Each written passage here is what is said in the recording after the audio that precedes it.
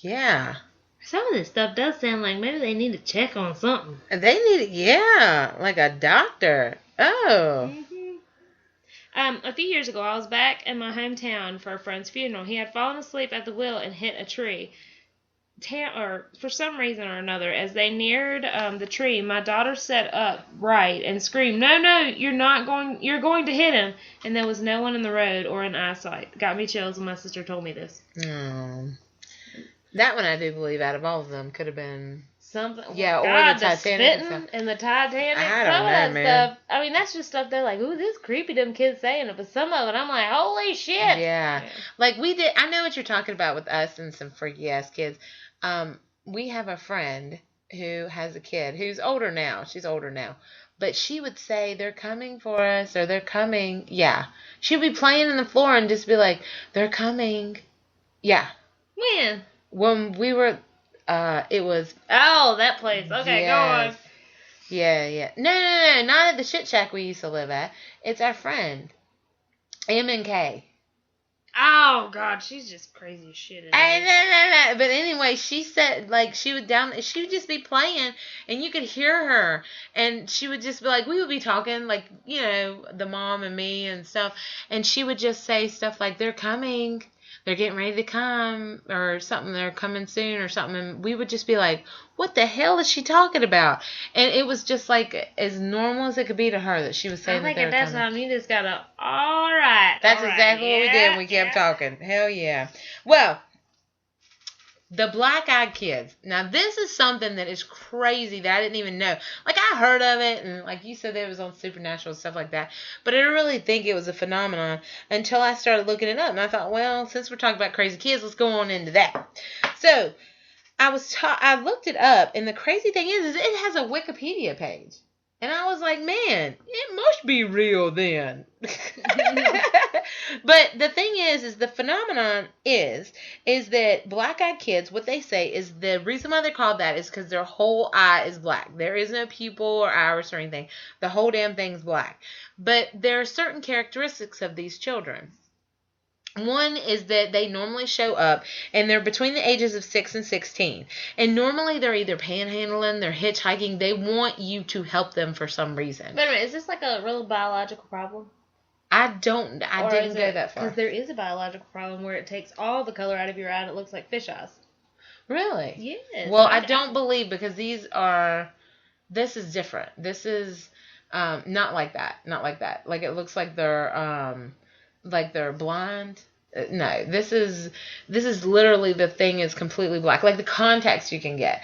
Now that was also referenced in here, but anyway, some of them have pale skin and stuff like that, and they normally are panhandlers or the hitchhikers, and people tend to think that they are either extraterrestrials, vampires, or ghosts, or like demons. Demons. Okay. The reason why is because normally when they come to you, they're either you're in your home or something like that. They have to have permission to come in. And they normally want something from you. Like they'll say, well, my mom is, scared or whatever. I need to call her. There could be one or there could be a couple of them. Is there a consequence if you do or don't give it to them? Okay, the thing is that people get an overwhelming sense of fear. I mean, like shit your pants fear. And they don't know why. But then they'll all of a sudden start doing what they ask them to do. And they got to pull themselves back. The thing is this only popped up in the mid-1990s. And it was one man who wrote about it. And he still to this day says this happened to him. And then all of a sudden they're saying, now it's an urban legend or whatever like that. But there's all these people that come up and actually say this actually happened to them. The thing that he points out, this gentleman, he was actually a writer he's a Texas reporter, Brian Bethel, who in 1998 posted what had happened to him. And what had happened was he was sitting outside of a place to pay his electric bill, okay? From what I gather, because I kind of just, read over it briefly and things like that. But he was sitting outside of a place to pay his electric bill. And as he was writing out his check and stuff like that, there was a movie theater across the way. And these two kids came up to him. The thing is one of their also things that they do is they'll look down at the ground. They don't make eye contact. So they started talking to him, and they were like, okay, can you give us a ride to our house to pick up some money so we can go watch Mortal Kombat? And he was just like, oh, okay. He was really taken back, because he was writing out his check and stuff like that, because he was going to drop it in the night drop. And he looked up, and there was one that was smaller who was redheaded and really pale, and the other one was like olive skin and dark hair. He was a little older than the youngest one. And they say they talk like adults. Like their speech is very assertive, very, let me in your car. You're going to take me to get some money so I can watch this movie. And the guy said this fear came over him that was overwhelming. And when it comes over him, it's like, he's like, whoa. Well, at the same time, he's reaching for his handle, and he realizes, what the hell am I doing? Because he's so scared, and he pulls his hand back. When he does that, the kid looks up at him, and he has black eyes. Well, the guy about shits himself then, and he's just scared. And apparently he had rolled down the window. His window was down. So the guy starts rolling up the window, and the kid starts pounding on it. It's like, let me in. Let me in. Because the guy started putting two and two together. He looked up, and he saw the movie was already playing. And if they had taken him and brought him back, it wouldn't even been time. It was like their story was off. And the little boy was like, we're going to make it. It's okay. Let us in. And the guy like rolls it up, and he's like, you have to give me permission to get in. And the guy gives it the damn gas, and he said it's wonder he didn't hit some damn cars going out of there or whatever. And when he looked back, the kids were gone. And he said there was nowhere where they could have gone that quickly. That's one kid. That was the first. I'd be like, them some bitches are on my trunk. I know. I think that about snakes. I'm like, I'm serious. Why go Yeah. over them?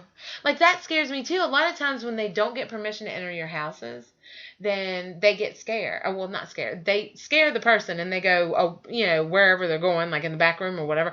But then they'll just leave. That's the thing. When they don't get permission to enter your house, it's like they gotta have it. That's where people think they're vampires, because they're trying to your first reaction is to do it, but you're completely covered in fear. I mean, these people, I felt kind of bad for them, like reading some of their stories, because I looked some of them up. But there's characteristics that are through every story. This guy said since he has came out with this, because he actually went on a TV show called Monsters and something. I don't know. It was on the Discovery Channel. But when he did go on that, he said that people get in touch with him and stuff. And he said, yeah, some of them are just bullcrap. I mean, he knows right away. But then some of them are very authentic, and they describe the fear, and that's how he knows, because the fear was so great with him. And this was like in a parking lot. And they say that they'll catch you in an alley, whatever, and these kids are just very dominating of, you're going to do this. And most of the time there's so much fear that the people run away. There's some cool stories about this. Like there was one that was really neat about this lady and her actual dog, which was kind of neat, because it was telling about that she was actually in bed. She had a new puppy. The puppy was like 3 months old or something like that. And it was the middle of the night. The lady had a baby and everything. Her husband was sleeping in the bed and stuff with her. But all of a sudden, her dog just starts going crazy. And it's in the bedroom. So she's like, okay, whatever. So she decided to walk out into the house to show the dog there was nothing there. So when she walks out, the dog goes freaking berserk at the door. Now, she doesn't have it's not a glass door. She can't see out of it or anything like that. So she hasn't turned on any lights or anything like that. She was showing the dog that it was okay. As she gets closer to the door to kind of put her hand on the doorknob, the dog goes into like a whimpering, like, don't fucking open that door, scared shitless. So what she did was peep outside. Now, this girl made no noise, didn't turn on any lights, anything like that. And all of a sudden, there's two kids standing out there. She's looking through the peephole, and the kids are looking down. One is maybe like 6 years old. The other one is like teenager. And the first one, the teenager, has her head pointed down, and she has like bangs that are blunt and stuff like that. And the little girl, she said, was holding a teddy bear that her daughter has. So it was like these little things that would make you say, oh, I want to let them in. So the girl, she's still peeping through the peephole. Like there's no fucking sound or nothing. They hadn't even knocked on the door, dude. I'm talking about like nothing. The girl automatically starts saying, let us in. I have to call my mother.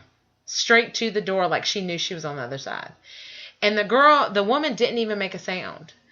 And the girl said, let us in. I have to call my mother. She's worried about us. So the woman starts stepping back because she hasn't announced she's there yet. So all of a sudden, I think the little girl bangs on the door and is like, you're going to let us in. And she said the tone completely changed. When this happened, I think she could still kind of peek in. And she could see that when the little girl looked up, because they keep their eyes down, their eyes were completely black. Well, when this happened, she said she got the fuck out of there. Went all the way back to her room. She could hear the little girl's tone just changing into more demanding. And it was an adult's tone. It wasn't like a kid. And all of a sudden, she said that she went to, and it just stopped. She did it like one more time, and then it just stopped. And she was in her room, and she said that she had shut the door and everything and covered the windows and stuff like that because she was scared shitless. So when her husband woke up the next morning, she told him the story. He told her that it was a dream. She says still to this day she cannot sleep very well at nighttime because she has a recurring fear of it. But the husband says that it was just a dream. My questions are, first off, when shit's going down, you going to wake up everybody in the damn house. You can be like, you cannot believe this shit. Why didn't she wake up her husband? Why didn't she call the cops? I don't know. Like, what? I don't know. Like, some shit's happening outside, and I go straight in your room. I don't care what's happening. I'm like, shit's going down. Most of the time, I'm like, Jason, get up, man. Go check it out. Yeah. Like, I'm like, you got to go defend the family, man. You're the man. Yeah, I would have been like that. That's why I'm like, hold on. There's some kind of... Because you ain't going to be like, oh, let me just lay down. There's children beating outside on the door. No, they say that she said she covered all the windows and everything. And that she takes only a lot had of like hustle and bustle for her to do that stuff and to do it quietly. I don't know. I'll be poking you with a fork or something. I'll be waking you up. I don't know. The husband... Well, for the husband to sleep through that damn dog going crazy, too, would be like, what the hell? Is your husband like a... Like, why was he sleeping through all that? Unless he's an asshole. Let's just say he's just an asshole. Let's not say the story's wrong. She's just married to an asshole. Why hasn't anybody ever called the cops? I mean, these are children outside. No, numerous accounts. Because the kids just, like, there's something wrong. They have so much fear. These people have so much fear that it's like, it just takes all their will away to act normal. Like, she even said in her little thing that her first reaction was to turn that doorknob and let them in. And then she catches about herself. And it's like, no, I got to stay away from these. The fear is so great. Kind of like the Men in Black story we did not too long ago, where we said that the Men in Black, it was like they would ask something of you, or they would be like, you know, give me this or this. And people would just automatically know that there was something wrong and they had that fear. Well, I guess when people talk forceful to me, I do what I'm supposed to do. Oh, yeah, I done seen your ass lay down in the damn bed and everything. I'm just saying. You gotta make me sound like a whore. God. Anyway.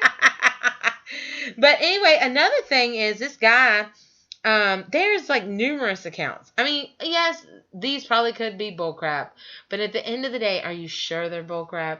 And then out of all the bullcrap, there's got to be a small percentage that it's true. You know, kind of like aliens and stuff like that. Even though all these things have happened, I mean, how do these people wind up with like metal in their body that we don't even have here? You know what I'm saying? Like with the alien thing. Oh, no, that scared the shit out of me, though. Well, I'm glad, because your eyes were big as shit, and you didn't say nothing. You were, like, looking at me like, what the hell? I was taking notes, man. Them little children are freaky little bastards. And then they're all wiry. They can go faster than me. They can run faster than me. Picture is like the ring girl. Yeah, that's what I'm talking about, yeah. Another one is this one was older. This gentleman was working, and I think he worked the night shift or something like that, but he rode the bus, and he got on the bus, and he was sitting there, and he was, you know, going home or whatever. And then all of a sudden, this guy in a suit gets on the bus. He's a regular-looking guy in his 20s. He said the thing that stuck out to him the most... A 20-year-old? I thought these were supposed to be kids. I know. That's what got me on this one, too. I guess they lumped it together because... Okay, another thing is, when these stories started, when did those contacts become protected? Okay, hold on. That's what I was going to tell you. The guy made a... I think that lady even said they couldn't have had time. The gentleman did. He made the first guy who ever talked about it. The guy that I was telling you, the Mr. Bethel, who was a reporter in Texas, Arlington, Texas. He said that they had not had those contacts. This was the mid-90s. I didn't even know about those contacts back then. But the contacts that people wear now to do haunted houses and stuff, you can get them for like $20 to $30. But he stated that they were contacts that kids did not have resources for. And if they did,